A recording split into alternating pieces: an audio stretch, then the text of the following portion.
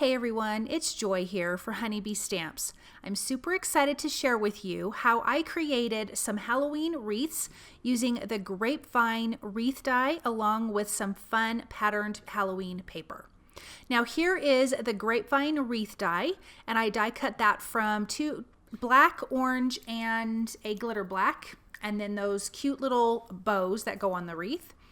Then I'm using the Haunted House add-on. I'm going to be using the bats, the pumpkins, and the ghosts. And I've already die cut those from the black glitter, white glitter, and orange cardstock. And there's two kinds of ghosts going in different directions, and they're super cute. Then I'm going to come in with the Boo buzzword, and I die cut that from white and the shadow from gray cardstock. So let's start getting these cute little wreaths together. So I'm just going to use some liquid glue, and I'm going to double these wreaths up. This first one is the black cardstock on top of the glitter black cardstock. And I'm just going to offset those so that way it looks a little bit fuller. And I'm just putting something heavy on top so it'll stay together while the glue dries. Then I have my black cardstock here along with my orange cardstock. And I'm going to lay the black over the orange. Again, just offsetting that just a little bit. And you can see how cute that comes together. You could even do more layers if you wanted this to be a lot thicker.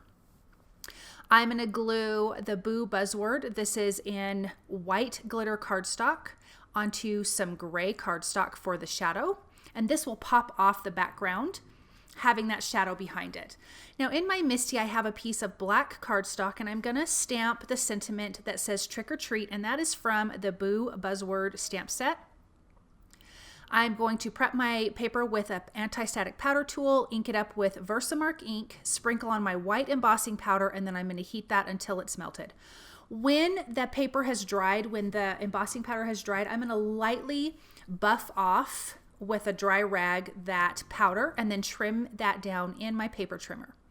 Then I'm going to come in with the scalloped A2 card frames. I'm coming in with the second largest, and I'm die cutting that from some of that patterned paper from the Halloween Harvest pattern paper, and it's a cute gray and purple polka dot.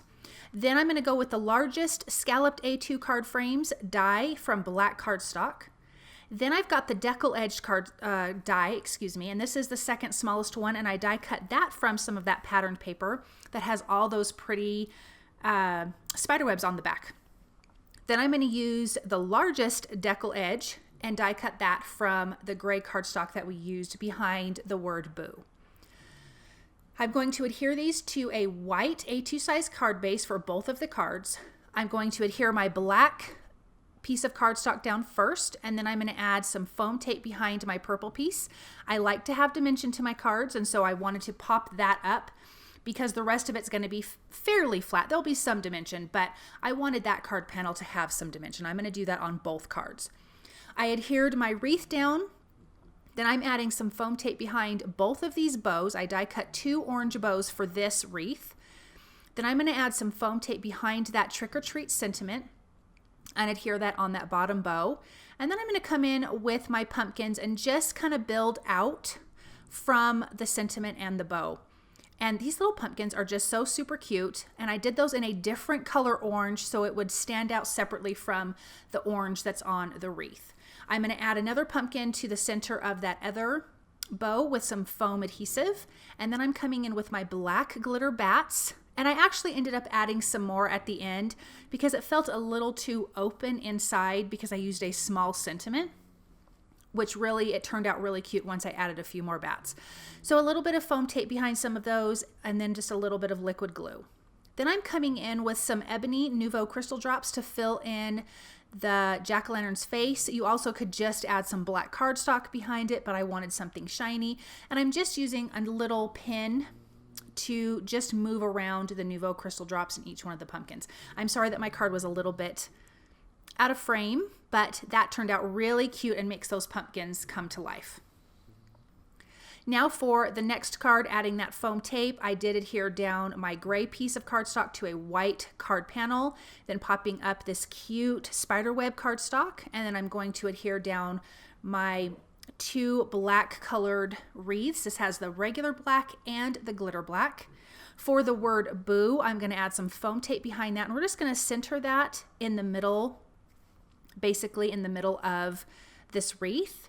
And then for that cute bow, which is die cut from the black glitter cardstock, I'm actually going to add that on top of the letter B.